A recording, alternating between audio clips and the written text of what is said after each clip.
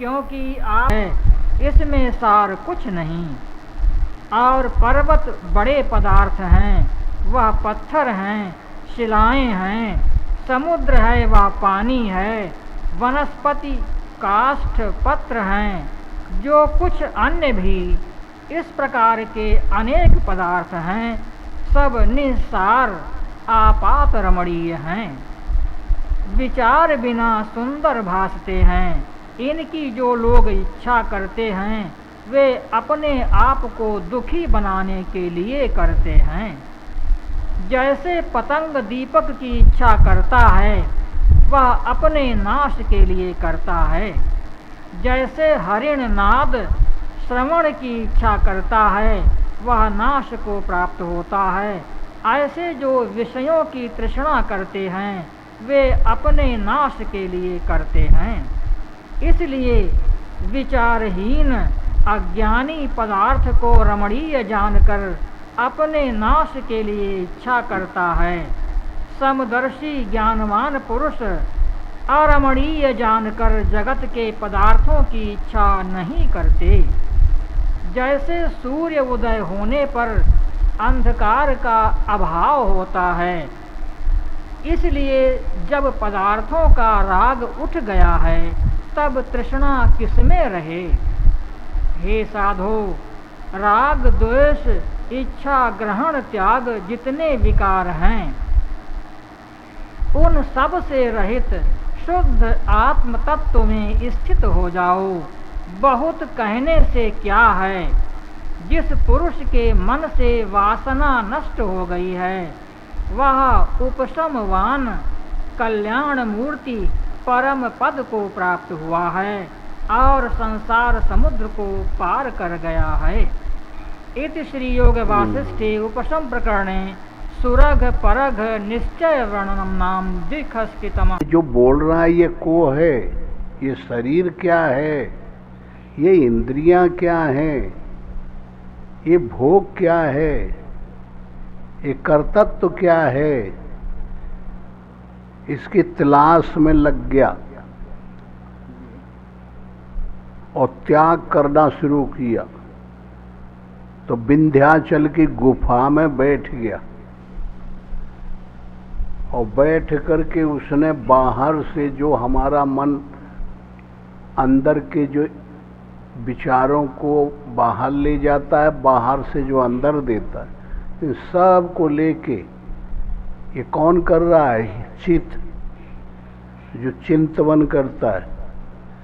ये शरीर दो भागों में है, एक सूक्ष्म में और एक स्थूल में। तो सूक्ष्म शरीर 5 ज्ञानेंद्रियां, 5 कर्मेंद्रियां और 5 प्राण, 5 थी 15 और मन बुद्धि और अहंकार, ये 17 तत्व का सूक्ष्म शरीर है जो दिखाई नहीं पड़ता। उसी से हम ये विचार करते हैं, सोचते हैं, जाते हैं। और ये घर है, मकान जैसा है, ये 5 तत्व का बना हुआ है, पृथ्वी जल अग्नि वायु आकाश, इसका ये मकान हो गया। इसमें वो शरीर में सूक्ष्म शरीर प्रवेश कर गया, वो विचार करता है, वो जानता है, वो यहाँ से वहाँ विषयों की कल्पना करता है, जगह को जानता है। ये मेमोरी जो सूरत है, ये जानकारी उसको सब है। तो इस सूरत को पकड़ के उसने वो अपने श्वासा में लगा दिया। बाहर से सब विचारधाराओं को पकड़ के, तो बाहर का कौन भान कर रहा है? मन जी, चित्त। तो चित्त को पकड़ के अंदर श्वासा में लगा दिया। समझ में आ रहा है जी? और जब श्वासा में लगा दिया तो हम शून्य हो गए। ये जो चेतन है, जो जानता है, ये सब का भान करता है, ये उसमें लग गया। तो वो ध्येय और ये ध्याता और न्यूट्रल हो गया ध्यान ध्येय, ध्याता और ध्यान, तो अंदर तीनों एक हो गए। त्रयमेकत्र संयम, तीनों मिलके एक संयम बन गया, तो आकाशवत हो गया यह शरीर। ये शरीर शून्य हो गया, वो विचार व्यापक हो गया, सर्वत्र आकाशवत हो गया। उसी में वो अनुगत अनवय व्यतिरेक रूप युक्ति के द्वारा चेतन का प्रतिबिंब पा गया, उसमें स्थित हो गया बहुत काल तक। तो श्वासा खड़ी हो गई, श्वासा अनुगत सूर्य का चेतन का प्रतिबिंब, इसका आधिपत्य सूर्य है। ये जो हमारे अंदर प्राणवायु जाती है, ऊपर जाती है, नीचे जाती है, इस प्रकार वो आत्मा लीन हो गया। जब बहुत काल तक लीन रहा और यह शरीर जो है खड़ पड़ा रहा हुआ, तो उसने अपनी स्थिति को पहचान लिया कि मैं अब स्थूल शरीर को छोड़ के सूक्ष्म बन के और आकाश ईथर में लीन हो गया, निर्मल आकाश में। अलग अलग है ना ये सब चीज, ऐसे जोड़ के एक मशीन बनती है। मशीन देखे, पिस्टन होते हैं, सिलेंडर होते हैं, क्रैंक होता है, अब वो जब चलता है तब झट उसमें एनर्जी बनती है, ताकत बन के तैयार होती है। ऐसे ही यह आजकल की आधुनिक पढ़ाई में पढ़ाया जाता है ना, तुम्हारे यहाँ कॉलेजों में इलेक्ट्रॉन, प्रोटॉन और न्यूट्रॉन है, तीनों बताए जाते हैं। फिर ये तीनों ऐसा राउंड कर रहे हैं एक दूसरे का, फिर बड़ी ताकत से और इलेक्ट्रॉन और प्रोटॉन को रोक देते हैं और उसमें की लगा देते हैं और मापदंड TNT मेगाटन रेंज दे देते हैं, और बस वो की जहाँ निकालेंगे तो विस्फोट होता है। जब एक दूसरे से लड़ेंगे तो इतनी फ़ारेनहाइट डिग्री हीट तैयार होती है अग्नि कि सबको भस्म कर सकते, तो इसको एटम कहते हैं। इस प्रकार इधर जो मेटाफिजिक्स अध्यात्म विषय में उसको इसको नहीं मानते, वो उधर जाते हैं कि संसार में हमको पर्सनल आनंद मिले, पर्सनल शांति मिले, व्यक्तिगत लाभ मिले। हम इसको पर्सनल मानते हैं। अध्यात्म जो तत्व है सार्वभौमिक कार्य में परिणत नहीं करना चाहते। तो इस प्रकार अनेक ऋषि पहले हुए जिन्होंने इस सम तत्व को प्राप्त किया। ध्येय और ध्याता और ध्यान, इलेक्ट्रॉन, प्रोटॉन और न्यूट्रॉन, ये एक ही सिस्टम है। तो ध्येय, ध्याता, ध्यान, ध्येय हो गया ईश्वर जिसका हम ध्यान करते हैं, ध्याता हो गया हमारा चित्त मन जो उसको देख रहा है, और ध्यान न्यूट्रल। समझ में आ रहा है? तो इनको ये धीरे धीरे त्रयमेकत्र संयम, तीनों मिलके एक संयम बन गया। तो हम सम आदि हो गए, सम हो गए, एकदम लेवल हो गए। इसी को महा आनंद परमात्मा तत्व मानते हैं। और इसमें जब निमग्न आदमी हो जाता है तो अपने को मुक्त पाता है, संसार बंधनों से हम मुक्त हो गए। प्रकृति रूपी बैंक का ऋण पट गया, निवृत्ति हो गए। यही उद्देश्य माना जाता है अध्यात्म दृष्टि से। तो जो ऋषि हैं, जब उन्होंने जब ये कर लिया तो उनको ऐसा महसूस हुआ कि अरबों साल हो गए, बहुत टाइम बीत गया, अनंत काल गुजर गए, मैं कैसा था ये कभी कभी स्मरण आए। आकाशवत रहते रहे। फिर याद आ गया कि हमारा शरीर, वहाँ हम गए, उस जगह पर बैठे, फिर समाधिस्थ हो गए, फिर ये बहुत टाइम बीत गया, क्या होगा अब, और फिर समाधि में लीन हो जाए। तो फिर श्वासा में वो लग गए, जैसे सूर्य को प्राप्त होते हैं ना। तो सूर्य का जो कार्य करने की जो क्षमता, एनर्जी, वो निकल के और फिर उसके शरीर को ठीक कर दिया। श्वासा चालू हो गई और समाधि खुल गई, स्मरण आ गया, अपने अपने जो चेतन के प्रतिबिंब थे इंद्रियों पर जाके बैठ गए। तो फिर उनको शरीर हुआ, फिर उठ के गए, नदी में नहाए धोए, तब फिर अपनी जगह आ गए। तो ये 2-4 रोज की बात है, इतने टाइम लगा। और उनको काल का महसूस हुआ कि हम बहुत काल हमें व्यतीत हो गया, क्योंकि अंतर जगत में, बाहम जगत जो अब ये 24 घंटे का दिन होता है, और सोने पे जो दिखाई पड़ता है स्वप्न, उसमें बहुत टाइम का दिन होता है, काल बदल जाता है। वो सूक्ष्म शरीर का काल है, कारण शरीर का काल अलग होता है। ऐसे ही इनका 3 तरह की प्रकृति है, ब्रह्मा विष्णु महेश। कारण शरीर अनुगत चेतन का प्रतिबिंब विष्णु, सूक्ष्म शरीर अनुगत चेतन का प्रतिबिंब ब्रह्मा, और स्थूल शरीर चेतन का प्रतिबिंब शंकर। ये 3 देवता होते हैं, ये हमारे हर एक शरीरों में। तो जब इन तीनों की मदद से साधक जो परमात्मा साम्य अवस्था को प्राप्त करता है, समाधि ले लेता है, और उसको पा करके फिर ये शरीर में भान होता है, वही प्रक्रिया पूरी इसमें वशिष्ठ जी ने और राम को बताई है। समझ में आया? हाँ। और उसमें जो पढ़ा जाएगा तो वो समझ में नहीं आती जी। क्यों नहीं आती? उनके शब्द दूसरे ढंग के आए। ये पहले का लेख है, 1500 साल पहले का।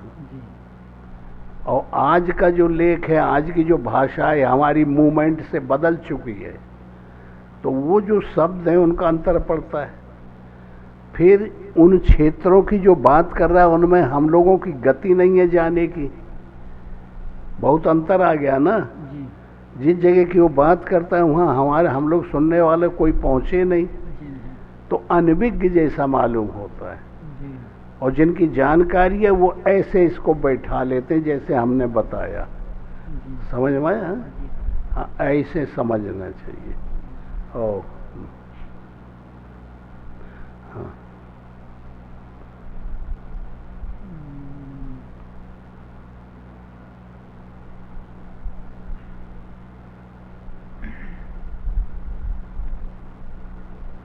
बड़ी मूर्खता से उस शरीर के सुख दुख मूर्खता से अपने माने जा रहे हैं।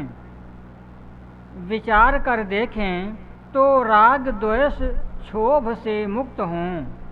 मैंने अविचार रूप विस्मृति स्वरूप को दूर से त्यागा है और स्वरूप की स्मृति स्पष्ट की है।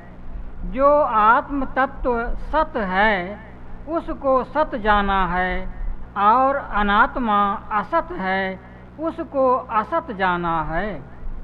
जो सत है वह स्थित है, जो असत है वह क्षीण हो जाता है।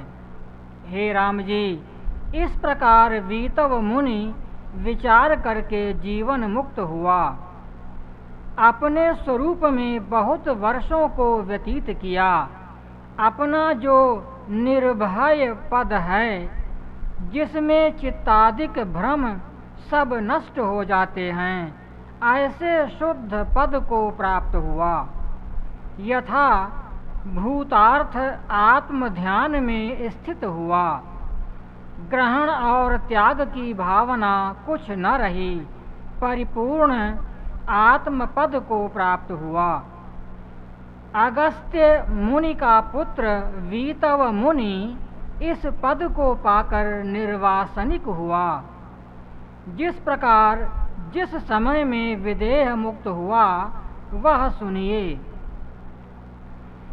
20,700 वर्षों जीवन मुक्त में रहकर तदनंतर विदेह मुक्त हुआ, जो इच्छा अनिच्छा से रहित पद है।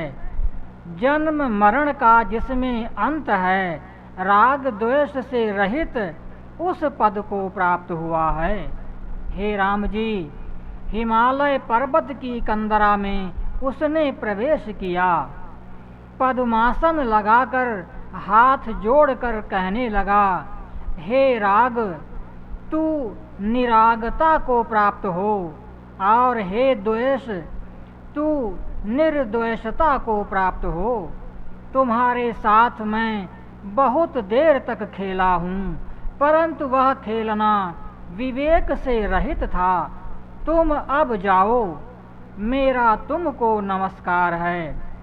और हे भोग, तुम्हारी लालसा से मुझको परम पद का विस्मरण हो गया था। जैसे माता सुख के निमित्त पुत्र की लालसा करती है, ऐसे मैं सुख जानकर तुम्हारी लालसा किया करता था। अब जाओ, तुमको मेरा नमस्कार है। अब निर्वाण पद को प्राप्त होता हूँ। हे दुख, तुझको भी नमस्कार है। तेरे उपदेश से मैं आत्म पद को प्राप्त हुआ हूँ, क्योंकि मैं सदा भोग सुख को चाहता था। जब सुख प्राप्त होता था तब तुझको भी साथ ले आता था। सुख से तेरी उत्पत्ति होती है, सुख की लालसा में तो मैं अनेक जन्म पाता रहा, और जब सुख आता तब तुझे भी साथ ले आता। तुझको देखकर मुझको आत्मपद की इच्छा उत्पन्न हुई। तेरे प्रसाद से मैं परम शीतल पदवी को प्राप्त हुआ हूँ। हे दुख, तू तो दुख था, परंतु मुझको सुख प्राप्त हुआ। वह अब तुम्हारी ही कृपा से हुआ है, इसलिए तुम्हारा कल्याण हो। तुम अब जाओ। हे मित्र, संसार में जीना आसार है। जिसका संयोग होता है उसका वियोग भी होता है। तुमने मुझ पर बड़ा उपकार किया है, जो अपना नाश किया है, और मुझको सुख प्राप्त कराया है। यदि तुम मुझे न मिलते तो मैं आत्म पद की प्राप्ति के लिए यत्न कब करता। तुम अपना नाश स्वीकार किया, तुमने अपना नाश स्वीकार किया, परंतु मुझे सुख संपन्न बनाया। हे मित्र, तू बांधवों के समान देर तक मेरे साथ रहा। तू कदाचित मुझसे दूर न हुआ। मैंने तेरा नाश नहीं किया, तुमने अपना नाश आप ही किया है। तू मुझको जब प्राप्त हुआ था तब मुझको विवेकोत्पत्ति हुई। उस विवेक ने तेरा नाश किया है, इसलिए तुझको मेरा नमस्कार है। हे माता तृष्णा, तुझको नमस्कार है। तू सदा मेरे साथ होकर रही, कदाचित मेरा त्याग नहीं किया। भाव समझ में आ रहा है ना जी सरकार? सबसे अब वो गीतव जो है जी अपने हाथों से कह रहा है, जी पैरों से कह रहा है, जी अपने मोह से कह रहा है, जी काम से कह रहा है, मन से कह रहा है कि तुम बड़े भारी अच्छे आदमी हो। तू लोग अगर न होते, मेरा हाथ न होते, मेरे पैर न होते, मेरा शरीर न होता, तो मैं कैसे साधना करके ये ईश्वर को प्राप्त करता। तुम सबको मेरा नमस्कार है। तुम सब बदमाश रहे, तुम संसार उन्मुख मुझे ले जा रहे थे और मैं तुम्हारी मदद से रोक के तुम बेईमानी को पैदा हुए थे, विषय में मुझे ले जा रहे थे। लेकिन अगर तुम न होते तो ये भलाई का बुराई से ही तो ज्ञान हुआ है, इसलिए तुमको नमस्कार है। ऐसे ऐसे उनका अभिवादन कर रहा है वो, जिनसे उसको मदद मिली है और जिनसे उनको समाधि की तरफ जाने के लिए मदद मिली है, उनका सब बर विदाई कर रहा है। वो अभिवादन करता है, उनके खुशी के साथ विदा कर रहा है।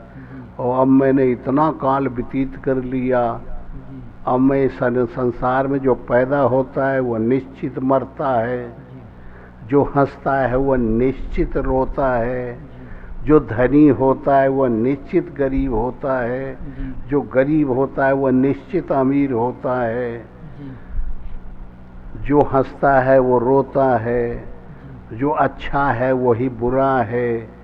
ये दोई के झगड़े का नाम दुनिया है। ऐसी ऐसी वैराग्य भरी बातें कर रहा है। समझ में आ रही है? जी। हाँ। अच्छा,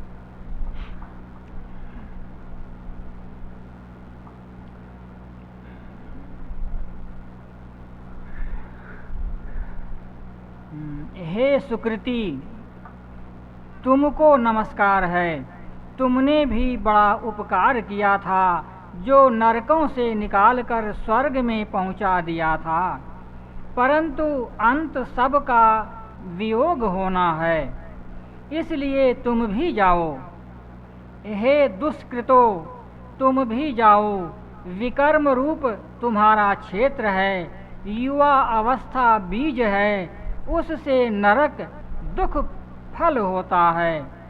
वह तुम्हारे साथ संयोग हुआ था, अतः तुमको भी नमस्कार है, तुम भी जाओ। हे मोह, तुमको भी नमस्कार है। तेरे द्वारा मैं बहुत देर से बंधा पड़ा था और नाना प्रकार के स्थानों को प्राप्त होता था और तू भय दिखाता था, उससे मैं भारी भय पाता था, इसलिए तुझको भी नमस्कार है, तब तुम भी जाओ। हे गिरिकंदरा, तुझको भी नमस्कार है, तुझमें मैंने चिरकाल तप किया था। हे बुद्धि, हे विवेक, तुमको भी नमस्कार है, तुमने मेरे ऊपर उपकार किया है, जो संसार बंधन से मुक्त किया है, तुम भी जाओ। हे दंड, अरे तुम्बा, तुमको भी नमस्कार है, तुम भी जाओ। बहुत काल तक तुम भी मेरे संबंधी रहे हो। हे देह, रक्त मांस का पिंजर होकर तू मेरे साथ बहुत काल रहा है और तुमने उपकार किया है कि विवेक उत्पन्न करने का स्थान तू ही है। तेरे संयोग से मैंने परम पद पाया है, तू भी अब जा, तुझको नमस्कार है। हे संसार के व्यवहारों, तुमको भी नमस्कार है, तुम्हारे बीच पढ़कर मैंने बहुत काम किया है।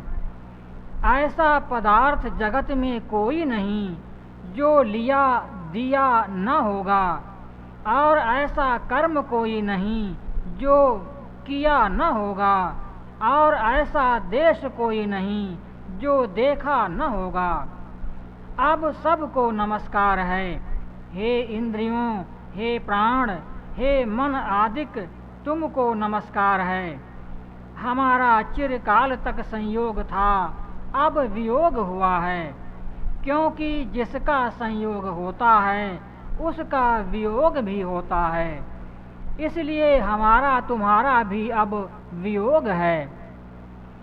नेत्रों की ज्योति सूर्यमंडल में जाकर लीन होगी, घ्राण की गंध शक्ति पृथ्वी में जाकर लीन होगी, प्राण त्वचा पवन में लीन होंगे, श्रवण के शब्द आकाश में लीन होंगे, मन चंद्रमा में लीन होगा, जिह्वा रस में लीन होगी। इसी प्रकार सब अपने अपने अंशों में जाकर लीन होंगे।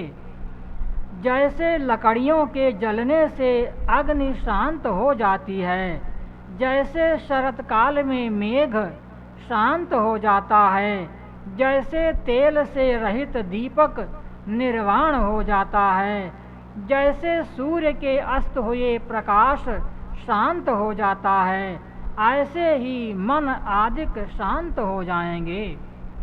हे राम जी, ऐसा विचार करते करते मन सब कार्यों से रहित हो प्रणव के ध्यान में लगा। सर्व दृश्य की ओर से शांत हो गया, मोह रूप मल को त्याग कर चित्त प्रणव के विचार में लगा। इति श्री योग वासिष्ठे उपशम प्रकरणे वीतवोपाख्यान इंद्रिय निर्वाण वर्णनम नाम षडशीतितमः सर्गः। अच्छा। ओम श्री सद्गुरुदेव भगवान की